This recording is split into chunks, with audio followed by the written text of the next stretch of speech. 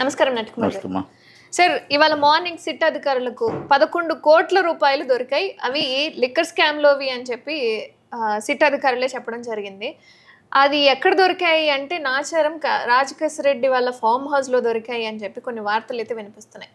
ఇవి ఎక్కడమంటారు? నిజంగానే లిక్కర్ స్కామ్కి సంబంధించి ఇందులో ఎవరైతే ఇన్వాల్వ్ అయి ఉన్నారో వాళ్ళందరూ బయటకు వచ్చే అవకాశాలు ఉన్నాయంటారు దీని మూలంగా? ఇప్పుడు ఇది పెద్ద న్యూస్ ఏముంది?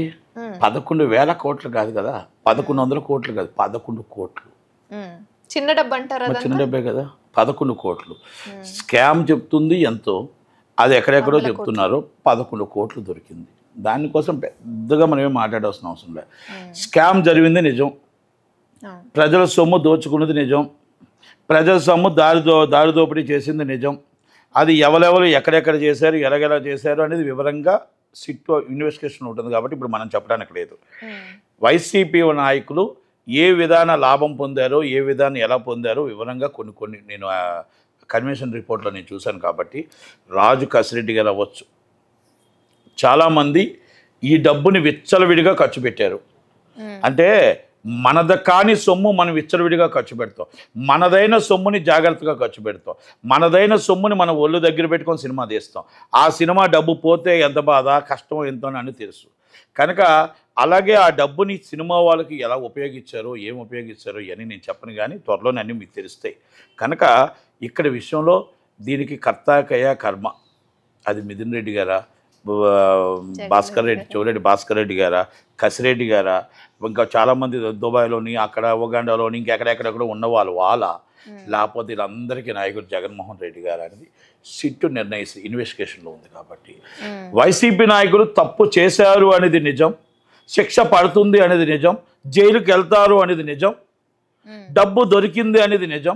కాకపోతే ఇంకా ఎతుకుతే ఇంకా ఎంత దొరుకుతుందో అనేది నిజం. ఇది వాస్తవం. దీన్ని దాచిపెట్టడానికి ఎవరి వల్ల కాదు. ఎందుకంటే వాట్సాప్ మెసేజ్లతో సది ఎక్కడికెక్కడ ఎలా దొరకాలో అన్నీ దొరికాయి. కాబట్టి వైసీపీలో చేసిన అరాచకాలని పట్టుకుంటున్న సిట్ అధికారులని అభినందిస్తూ త్వరలోనే తిమింగలాలు అరెస్ట్ అవుతాయి. అది పెద్దవాడా చిన్నవాడా కాదు, తిమింగలాలే అరెస్ట్ అవుతాయి. అది షార్ట్లీ ఎంత దూరమో లేదు, షార్ట్లీ టైం దగ్గరలోనే ఉంది. కనుక లిక్కర్ స్కామ్లో మాత్రం చాలా పెద్ద తలకాయలు అరెస్ట్ అవుతాయి. అందరూ జైలు లెక్కెట్టారు, కరెక్ట్, అందరూ జైలు లెక్క పెడతారు. అలాగే ఎన్నో స్కాముల్లో ఉన్నాయి, ఇంకొక స్కాములు ఒక్కొక్క టైప్ ఉన్నాయి. కాకపోతే ఇవన్నీ బాగున్నాయి, కానీ వాళ్ళని అరెస్ట్ చేయడం కరెక్టు, సిట్ ఇన్వెస్టిగేషన్ చేయడం కరెక్టు, జైలుకు పంపించడం కరెక్టు. దీంట్లో ఎక్కడా కూడా ఏ కోసానా కూడా చట్టం తన పని తాను చేసుకోవడం తప్పులేదు. గవర్నమెంట్ మాత్రం చిన్న నాకు అనుమానం ఏంటంటే, మొత్తం ఉదయం లెగిస్తే పోలీస్ డిపార్ట్మెంట్ కేసుల్లోని ప్రసన్న గారిని ఎవరో అన్నారు, ఇంకొకరిని ఎవరో అన్నారు, ఆంధ్రదేశం అందరినీ తీసుకెళ్ళి జైలు వేస్తూ నిజమైన బాధితుడికి న్యాయం జరుగుతుందా? అంటే మీరు పొలిటికల్ ప్రైమరీస్ కేసులు అంటారు. అంటే పొలిటికల్ లీడర్ని తిట్టడం కానీ, పొలిటికల్ లీడర్ కొట్టుకోవడం కానీ, పొలిటికల్ లీడర్లు ఘర్షణలో కానీ ఈ కేసులన్నీ అవుతుంటాయి అని అంటారు. అలాంటి అవుతున్నప్పుడు హైకోర్టు వారు మనం వ్యాఖ్యలు చేశారు. హైకోర్టు వారు ఏం వ్యాఖ్యలు చేశారంటే, పొలిటికల్లో ఇంతకుముందు ఒక సీఎంఏ చేసిన వ్యాఖ్యలు, ఏం జరిగిందో మాకు అన్నీ తెలుసు, కనుక మీరు ఎలాగ థర్డ్ డిగ్రీ ఉపయోగిస్తారో కూడా మాకు తెలుసు, ఎలా కేసులు మీరు సివిల్ కేసుల్లో దూరుతారో కూడా తెలుసు, సివిల్ సెటిల్మెంట్లు ఎలా దూరుతారో కూడా తెలుసు. అలాగా మొత్తం టోటల్గా ఏమవుతుంది, గవర్నమెంట్ ఈజ్ ఫుల్ ఇన్వాల్వ్మెంట్ అయిపోయి హోమ్ మినిస్టర్ అనితా గారు మొత్తం టోటల్గా అన్నీ మర్చిపోయారు.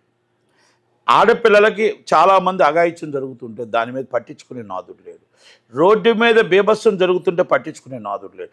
లాండ్ ఆర్డర్ కొంచెం దారి తప్పిందని మాత్రం మనం చెప్పుకోవచ్చు. ఇది నేనన్న మాట కాదు, ఇచ్చాపురం నుంచి సోలూరుపేట దాకా, ఇచ్చాపురం నుంచి అప్ టు అనంతపూర్ దాకా మాట్లాడుతున్న మాటలు ఇది నిజం. కనుక దాన్ని గాడిలో పెట్టాలి అంటే మనం ఎన్ని పెట్టాలంటే, మీరు పొలిటికల్ ప్రేరేపిత కేసుల కోసం నేను డిస్కస్ చేయట్లేదు. పొలిటికల్ ప్రేరేపితకి ప్రత్యేక న్యాయస్థానం పెట్టండి, పొలిటికల్ కేసులకు ప్రత్యేక న్యాయస్థానం పెట్టి వాళ్ళందరినీ తీసుకొని లోన్ వేసేయండి. జైలు సరిపోతే స్టేడియంలు తీసుకోండి, స్టేడియంలు సరిపోతే ఇంకొకటి తీసుకోండి, అంతే తప్ప సామాన్య ప్రయాణం చేసి అంటే రోజువారీ పనుల్ని ఆపకండి, ఆటంకం కలిగించకండి. ఇప్పుడు ఒక స్టేషన్లో ఒక పని అవుతుంది, ఒక పని అవుతున్నప్పుడు ఇంకో పని ఆగిపోతుంది. నేను ఇంకొకటి కూడా చెప్తున్నా, ఉదయం లెగిస్తే మీరు హైకోర్టులో మీ కోర్టులో బెయిల్ అవుతూ ఉంటే సామాన్యుడు జైల్లో ముగ్గిపోతున్నాడు, సామాన్యుడు జైల్లో సర్వనాశనం అనిపిస్తున్నారు. ఎందుకంటే ఎప్పుడు కేసు వస్తుందో తెలియదు. ఇది పెద్ద అడ్వకేట్ని పెడతారు పొలిటికల్ లీడర్స్, ఆ కేసు ముందు వచ్చేస్తుంది. ఆ పాపం ఆ కేసు ఎప్పుడు వస్తుందా, ఎప్పుడు మా ఆయన జైలుకి వస్తాడా, ఎప్పుడు మా నాన్న జైలు నుంచి వస్తాడా, ఎప్పుడు ఈ బాధల నుంచి బయటపడతామా. తప్పు తెలియకుండానే తప్పులు జరిగి జైలుకి వెళ్ళే వాళ్ళు ఈరోజు వాళ్ళు బెయిల్ హైకోర్టులోనో కింద కోర్టులోనో రాకుండా 10-15 రోజులు చాలా నుంచి ఉండిపోతున్నారు. ఎందుకు ఉండిపోతున్నారు అంటే కేసులు రావాలంటే అక్కడ ఆటోమేటిక్గా ఇప్పుడు సుప్రీంకోర్టు జడ్జి ఉన్నారు, వాళ్ళకు ఒక రూల్ ఉంటుంది. 215 కంపల్సరీ తీసుకోవాలి, లంచ్ మోషన్స్ ఉంటాయి, అవన్నీ తీసుకొని ఆ వాదనలో పొలిటికల్ వాదనలో జరిగిపోతుంటప్పుడు ఇవాళకి న్యాయం ఎక్కడ జరుగుతుంది? ఎన్ని వేల మంది ఈరోజు జైల్లో మొగ్గుతున్నారు, ఎన్ని వేల మంది బెయిల్ పిటిషన్లు పెండింగ్ ఉన్నాయి. ఎన్ని పెద్ద మనసుతో ఒక్కసారి ఆలోచించండి. అంటే వీటన్నింటి గురించి మాట్లాడుకోవడం వేస్ట్ అంటారా? అంటే నేను ఎందుకంటే ఒక్కసారి ఆలోచించండి, ఇది న్యాయమా అన్యాయమా? మీరు వాళ్ళని అరెస్ట్ చేయడం తప్పని నేను చెప్పట్లే, అరెస్ట్ చేయడం తప్పని నేను చెప్పట్లేదు, ఎందుకంటే అరెస్ట్ చేయడం కరెక్టే. కానీ పొలిటికల్కి సామాన్య ప్రయాణం, రోజువారీ ప్రయాణంలో వాళ్ళకి ఒక పద్ధతి ఉండాలి. ఎందుకంటే వాళ్ళ పొలిటికల్ కేసులు రోజుకి బెయిల్ కేస్తూ ఉంటే ఈ సామాన్యుడికి బెయిల్ ఎప్పుడు వచ్చేది, సామాన్యుడు జైలు నుంచి బయటకు ఎప్పుడు వచ్చేది, వాళ్ళ భార్యాబిడ్డలు పోషించుకోదు ఎప్పుడు. ఒక్కసారి మానవత్వంతో ఆలోచించండి, మంచి మనసుతో ఆలోచించండి. ఇది కొన్ని వేల మంది బెయిల్ పిటిషన్లు కానీ చాలామంది మంచి చేసో తప్పు చేసో తెలియక చేసో ఏదో జైల్లో ఉంటారు కదా. వాళ్ళ వల్ల రిమైండ్ రిపోర్ట్ రోజుకి వేరే రిమైండ్ రిపోర్ట్ పోలీస్ స్టేషన్లో రాస్తే ఒక్క కేసు ఒకరిమే పెట్టాల్సిన కేసుని మొత్తం ఆంధ్రప్రదేశ్ రాష్ట్రం అంతా కేసులు రిజిస్టర్ చేస్తున్నారు. ఆంధ్రప్రదేశ్ రాష్ట్రం అంతా హైదరాబాద్ రావడానికి ఎన్ని వందల కోట్లు అవుతుంది, ఎన్ని వందల కోట్లు అదనపు ఖర్చు అవుతుంది. వాళ్ళని తీసుకురావడానికి అదనపు ఖర్చుని ఏ పార్టీ ఆఫీస్ ఇస్తుంది? టీడీపీ పార్టీ ఆఫీస్ ఇస్తుందా, జనసేన ఇస్తుందా, వైసీపీ ఇస్తుందా? ఆ డబ్బుని ప్రజల మీద వేస్తున్నారు, ప్రజల మా దగ్గర దోచుకుంటున్నారు, ప్రజల దగ్గర వసూలు చేస్తున్నారు. ఇది వాస్తవం కాదా? అంటే మీరు ఆయన వస్తే మీరు అరెస్ట్ చేస్తారు, మీరు వస్తే ఆయన అరెస్ట్ చేస్తారు. ఈ అరెస్ట్ చేసిన డబ్బు అంతా ఎవరిది? ప్రజల దగ్గర. మీకు హైదరాబాద్ నుంచి వాళ్ళు బండి వేసుకుని వచ్చి అరెస్ట్ చేయాలి, లేకపోతే సెక్యూరిటీ ఇవ్వాలి. ఈ డబ్బు అంతా ఎక్కడి? Public money. మీరు తిట్టుకుంది బాగానే ఉంటున్నారు, మీరు తిట్టుకుంది బాగానే ఉంటున్నారు. మీ ఇద్దరు తిట్టినందుకు మాకు 10 కోట్లు మాకు పబ్లిక్ మనీ లాస్. మేము కట్టే ట్యాక్సులు కానీ మీకు మొత్తం టోటల్గా పన్ను రూపాన మా డబ్బంతా మీరు సర్వనాశనం చేస్తున్నారు. ఇది వాస్తవం కాదా? ఒక మనిషిని తీసుకురావాలంటే మొత్తం 1000 మంది పోలీసులు మళ్ళీ లైన్ కట్టాలి. ఒక మనిషిని తీసుకురావాలంటే 100 మంది పోలీసులు కట్టాలి. అక్కడ మొత్తం తీసుకురావాలంటే హైదరాబాద్ నుంచి తీసుకురావాలి. మరి ఈ డబ్బంతా ప్రజలదా? ఈ పార్టీకి ఖర్చు పెడుతున్నారా? పార్టీ వాళ్ళు ఎవరైనా ఇస్తున్నారా? మీకు ఆ పార్టీ నాయకుడిని అరెస్ట్ చేశారు కదా, ఆ పార్టీ నాయకుడి దగ్గర నుంచి డబ్బు వసూలు చేయండి. కానీ మీరు సామాన్య ప్రజల దగ్గర డబ్బు తీసుకొచ్చి వృధా అవుతుంటే ఎన్ని వందల కోట్లు ఖర్చు అవుతుంది అడుగుదాం. మీరు ఒక్కసారి చెప్పండి హోమ్ మినిస్టర్ అనిత గారు. ఈ సంవత్సరం కాలంలో వైసీపీ వాళ్ళని అరెస్ట్ చేయడానికి, వాళ్ళ మీద కేసులు పెట్టడానికి, పోలీసులు తిరగడానికి మీకు ఎన్ని వందల కోట్లు ఖర్చు అయింది? ఇది పబ్లిక్ మనా, లేకపోతే వైసీపీ దగ్గర పార్టీ దగ్గర వసూలు చేశారా, లేకపోతే టీడీపీ పార్టీ డబ్బు పెట్టిందా, లేకపోతే జనసేన పార్టీ డబ్బు పెట్టిందా? ఇది ప్రజల సొమ్మ. ఇది తేల్చవలసిన బాధ్యత అనిత గారి మీద ఉంది. దాంట్లో ఈ సంవత్సరంలో ఎన్ని కేసులు వైసీపీ కేసులు అయ్యాయి, వైసీపీ కేసులు ఘర్షణల కేసులు అయ్యాయి, ఎన్ని కేసులు సామాన్యుల కేసులు అయ్యాయి, ఎంతమంది జైల్లో ఉన్నారు, వీళ్ళు ఎంతమంది బెయిల్ మీద వచ్చారు, వాళ్ళు ఎంతమంది ఈరోజు పెండింగ్లు పడిపోయాయి, ఎన్ని కేసులు ఈరోజు షార్ట్ షీట్లు వేశారు, ఎన్ని కేసులు ఈరోజు పెండింగ్లో ఉన్నాయి, ఇవన్నీ ఒక్కసారి ఆలోచించండి. మనసుతో నేను ఆలోచించండి, పెద్ద మనసుతో ఆలోచించండి. పొలిటికల్గా మీరు కేసులు పెట్టుకొని మళ్ళీ ఆలోచన అంటే మీ మీద పెడతారు. నష్టపోయేది పబ్లిక్, నష్టపోయేది సామాన్యుడు. మీరు కొట్టుకుంటున్నారు, బాగానే ఉంది. సామాన్యుడు నష్టపోతున్నారు. లోకేష్ గారు రెడ్ బుక్ అంటారు, మీరు ఎర్ర బుక్ అంటారు. మీరిద్దరు బుక్కులు పెట్టుకొని నష్టపోయే సామాన్యుడు కదా. ఆ సామాన్యుడి బాధను మీరు అర్థం చేసుకోరా? ఆ సామాన్యుడి కష్టం మీరు అర్థం చేసుకోరా? జగన్మోహన్ రెడ్డి గారు పెద్ద మనసుతో ఖర్చు ఎంత అయిందో నేను ఇస్తానండు. పోనీ లేకపోతే పెద్ద మనసుతో లోకేష్ గారు వచ్చి ఈ టీడీపీ నుంచి నేను ఇస్తానండు.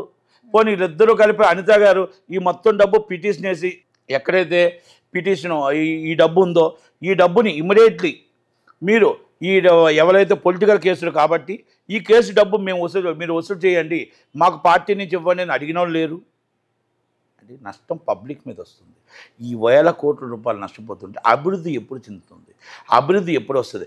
ఓకే, సింగపూర్ నుంచి డబ్బు వస్తుంది. ఆ డబ్బు మొత్తం మన దగ్గర ఉన్న డబ్బు అంతా వాడుకొని సింగపూరు పక్కదాసు నుంచి డబ్బు రావడం అనేది ఎంత కరెక్ట్? ఒక్కసారి మీరు ఆలోచించండి.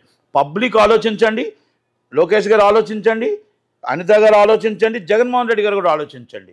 ఎందుకంటే ఈ కేసులు మీవి, ఈ కేసులు మీ పొలిటికల్ కేసులు కాబట్టి మీ పార్టీలు పెట్టుకోవాలి డబ్బు. ఇది పబ్లిక్ ఏం సంబంధం అనేది ఒక్కసారి. ఎందుకంటే ఒక కేసు 2 కేసులు అంటే పబ్లిక్ పెట్టుకుంటుంది.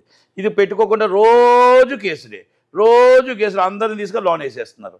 అందరిని లోన్ వేస్తున్నప్పుడు ఎంత డబ్బు ఖర్చు అవుతుంది, సెంట్రీకి ఎంత అవుతుంది, మొత్తం టోటల్గా లోన్ ఉంచడానికి ఎంత అవుతుంది, ఆ వ్యక్తిని తీసుకురావడానికి ఎంత అవుతుంది, ఇవన్నీ ఒక్కసారి లెక్కేయండి.